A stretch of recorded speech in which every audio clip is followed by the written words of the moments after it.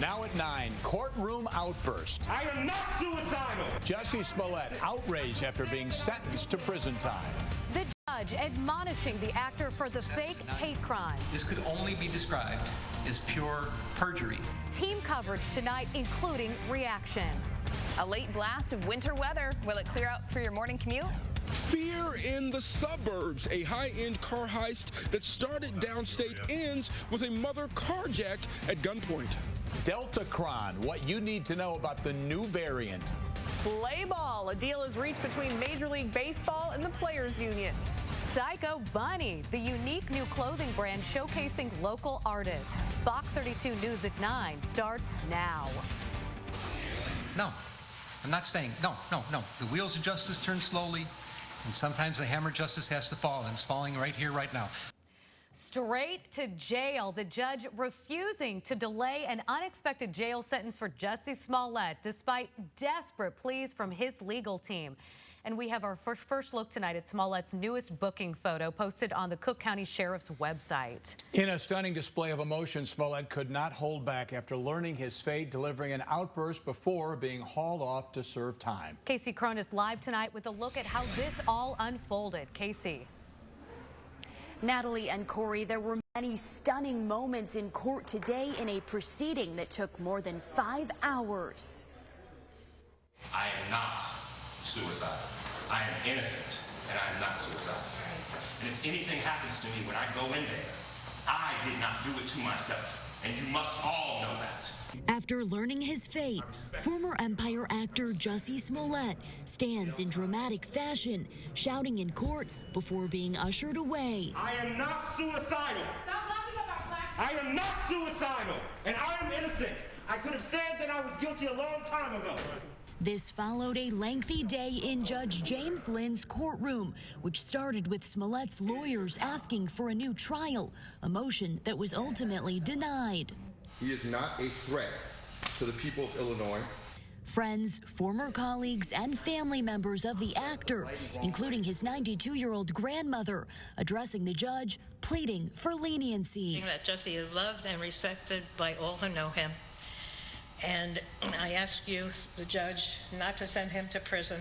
If you do, send me along with him. Letters on Smollett's behalf were also read, including one from actor Samuel L. Jackson and another from NAACP President and CEO Derek Johnson. And you took the noose that they never did get around your neck, and you put it around your own neck. I repeat, you put the noose around your own neck. Judge James Lynn tearing into the actor, calling him a narcissist and liar, saying Smollett faked a hate crime to make himself more famous. You've turned yourself into riches to rags, and it's so unfortunate. Your very name has become an adverb for lying, and I cannot imagine what could be worse than that. Smollett was sentenced to 30 months probation, 150 days in Cook County Jail, a $25,000 fine, and more than $120,000 in restitution. Defense attorney Nenye Uche says he will appeal. All I would say is this sentence today calls attention to what black people in the United States have been complaining about for a long, long time. Is it fair what happened today? And the answer is absolutely not. While Special Prosecutor Dan Webb says he believes the sentence is fair and just. This defendant, Jussie Smollett, has never shown to the city of Chicago an ounce of contrition. He's never once stood up to say, I'm sorry. He's never once stood up to accept responsibility for his criminal conduct. He has simply denied it, and denied it.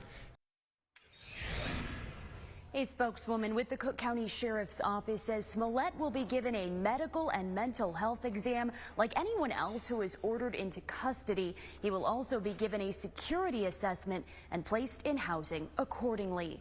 Live from the Layton Criminal Courthouse, Casey Cronus, Fox 32, Chicago.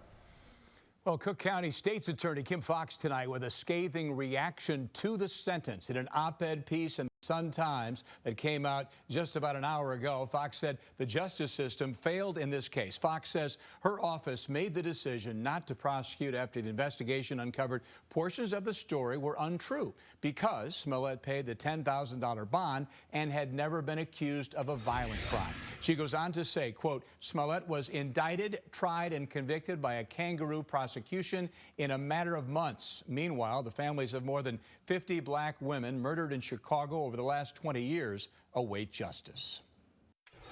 He's supposed to be elected by the people, not just a stooge and a rubber stamp for the prosecutors.